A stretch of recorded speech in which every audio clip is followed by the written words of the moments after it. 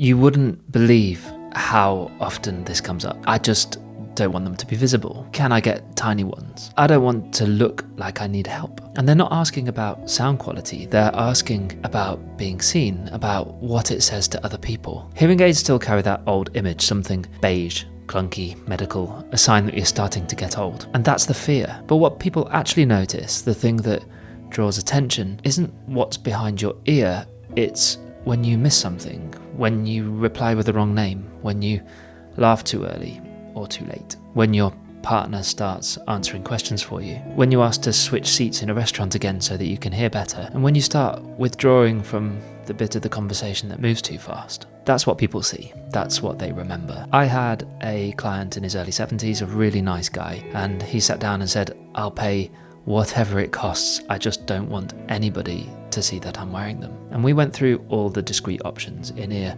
behind the ear, ultra slim. Then I asked him something, do you think that they don't notice now? And he was quiet for a second, and then he said, do you know what? They probably do. You don't always notice it happening. People adjust around you, they stop repeating things, they speak more to the next person rather than to you.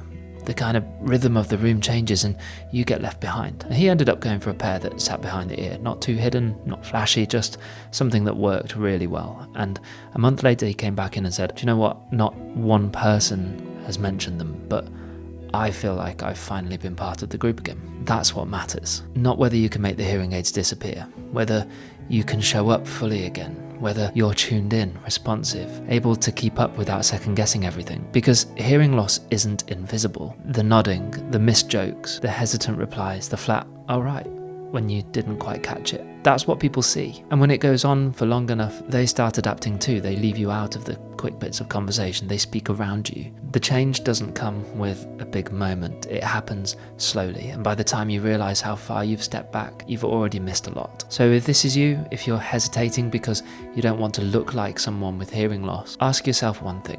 What do people see now? And what would they notice more? Something behind your ear, or the moment that you decided to rejoin the room?